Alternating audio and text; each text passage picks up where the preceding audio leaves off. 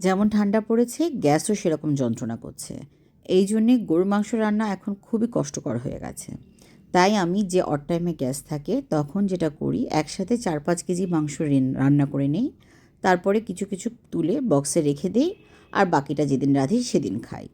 এর জন্যে আমি বড় একটা পাত্র নিই, মানে রান্নার জন্য একটা হাঁড়ি নিই, নিয়ে তাতে টক দই, আদা রসুন বাটা ওর পরিমাণ সব দেওয়া আছে, আপনারা একটু পজ করে দেখে নেবেন।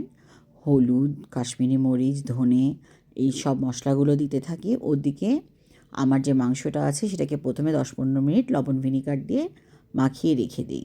তারপরে ওটাকে ধুয়ে পানি ঝরাতে দিই। এদিকে আমি আরও দিয়েছি হচ্ছে ধনে গুঁড়ো, লাল মরিচের গুঁড়া, সাদা এবং কালো গোলমরিচের গুঁড়া, গরম মশলার গুঁড়া।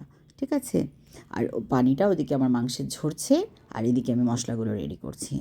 এর মধ্যে আমি আরও দেবো গোটা গরম মশলা, যেমন তেজপাতা, দালচিনি, এলাচ। আর আমি এখানে প্রায় কোয়ার্টার কাপের মতো লবণ দিয়ে দিয়েছি একবারে। অনেকটা মাংস লবণ লাগেই, বেশি দিয়েছি, আপনারা ভয় পেলে দেবেন না, এতটা কমিয়ে দেবেন। তারপরে পরবর্তীতে টেস্ট করে দেবেন। ঠিক আছে? এই অবস্থায় মাংসের এই মশলাগুলোকে আমি আগে ভালো করে একটু মিশিয়ে নিচ্ছি দইয়ের সাথে। মিশিয়ে নেওয়া হলে পানি ঝরা মাংসগুলো নেব, নিয়ে অল্প অল্প করে দিয়ে এই মশলার সাথে মেশাতে থাকবো। মিশিয়ে আস্তে আস্তে যাতে খুব ভালো করে মশলাটা মাংসের গায়ে লেগে যায়, এটা খেয়াল করবেন। এবং এই পুরো প্রসেসটা করার জন্য কিন্তু গ্যাসের প্রয়োজন নেই, কারণ এই পুরো প্রসেসটা যখন গ্যাস থাকবে না তখন আমরা তাই করে রাখতে পারবো। ঠিক আছে? এভাবে আমি মিনিমাম আধা ঘন্টা ম্যারিনেট করে রেখে দেবো, 1 ঘন্টা রাখতে পারলে আরও ভালো। তারপরে যখন গ্যাস আসবে তখন চুলায় চড়িয়ে দেব, এবং প্রথমে 10-15 মিনিট খুব জোরে হিটে রাখবো, ঢাকনা দিয়ে রাখবো বা মাঝে মাঝে নেড়ে দেব। ঠিক এই অবস্থায় যখন 15 মিনিট পার হয়ে যাবে, একটু ফুটে উঠবে মাংসটা, তখন হিট একদম হালকা করে ঢাকা দিয়ে রাখবো, যাতে পানি বের হয়ে আসে মাংস থেকে।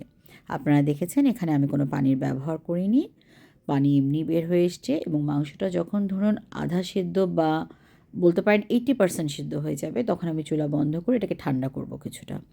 করে এখান থেকে আমি 3টা বক্সে 1 কেজি বা তার চেয়ে একটু বেশি পরিমাণের মাংস তুলে নিচ্ছি, যেটা আমি পরবর্তীতে ঠান্ডা করে ডিপ ফ্রিজে প্রিজার্ভ করব। 1 মাসের মতো এটা থাকবে। এর মধ্যে যখন আমার মাংসের দরকার হবে এটা বের করে নিয়ে বাকি প্রসেসটা করব, কোনো সময় সবজি বা আলু দিয়ে বা কষিয়ে, যেটাই আপনার ইচ্ছা, বা ভুনাও রাখতে পারেন, আপনি যেভাবে করতে চান। এখন আমি বিফ ভুনায় ফেরত যাই। আমার যে অবশিষ্ট মাংস আছে প্রায় 1.5 কেজি বা তার চেয়ে একটু উপরে আছে এখানে। এর মধ্যে আমি কাঁচামরিচ দিলাম, দিয়ে এটাকে ভালো মতো যখন ফুটে উঠছে, অন্য একটা কড়াইতে আমি তেল গরম করে বাগারের মতো দিয়ে দিয়েছি।